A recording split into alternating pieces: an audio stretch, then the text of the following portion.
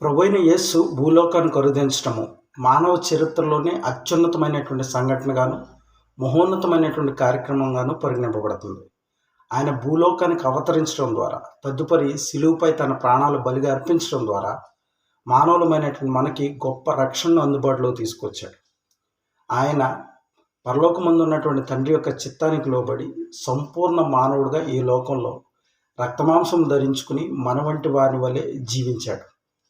పాపం లేకుండా పరిశుద్ధుడిగా తన యొక్క మనుగడను కొనసాగించి మన కొరకు ఒక ఉన్నతమైనటువంటి మాదిరిని విడిచిపెట్టాడు. ఆయన తన పరిచర్య కొరకు 12 మంది అపోస్తులను ఏర్పాటు చేసుకుని తదనంతరం తన పరిచర్యను ముందుకు కొనసాగించాలని చెప్పి వారికి ఆదేశాలు ఇచ్చాడు.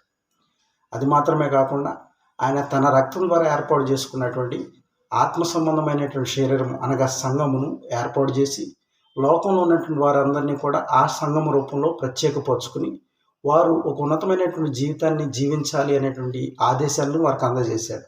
వాటన్నిటిని కూడా మనం పత్రిక రూపంలో మనం గమనించవచ్చు.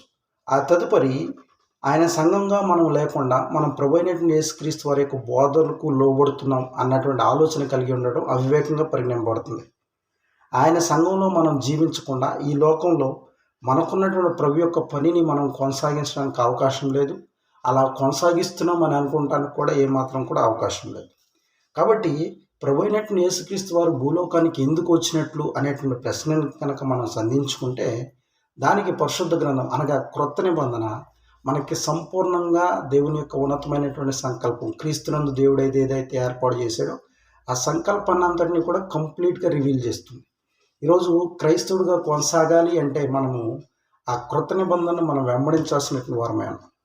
మన ఆత్మ సంబంధమైనటువంటి జీవితాలకు ఏదైతే అవసరమైనదో అదంతా కూడా యావత్తు క్రొత్త నిబంధనలో ప్రభు అయినటువంటి యేసుక్రీస్తు వారి ద్వారా దేవుడు పొందుపరిచాడు. దాన్ని మన కొరకు అందుబాటులో ఉంచాడు.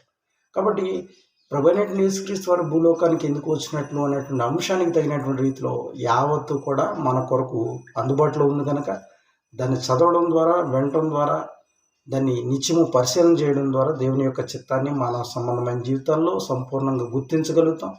ఆ తదుపరి ఆయన యొక్క సంఘాన్ని, ఆ యొక్క సంఘంలో ఉన్నటువంటి ఔన్నత్యాన్ని గుర్తించి మన బ్రతుకుల్ని మరి క్రీస్తునందు ఉన్నతంగా కొనసాగించడానికి అవకాశం ఉంటుంది. కాబట్టి లేఖనాలు పరిశీలన చేసి లేఖనాలకు లోబడడానికి తగు విధముల అన్ని విధాలా మనం ప్రయత్నం చేయడంలో ముందుకు కొనసాగడానికి మరి